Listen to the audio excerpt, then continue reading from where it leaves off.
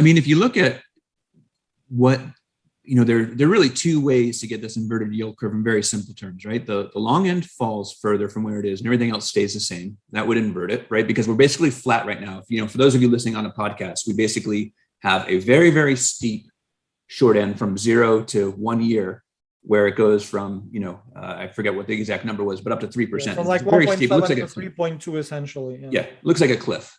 I mean, essentially, it's almost a exact vertical line. And then you have essentially a slight downward slope to the 10-year. You have this weird bump at the 20-year, which, I'm not quite sure why the 20-year always seems to have this, irregularity in it. I'm not sure if it's because of liquidity or whatever. And then back down to the 10-year, which is almost the exact same level as the 2-year.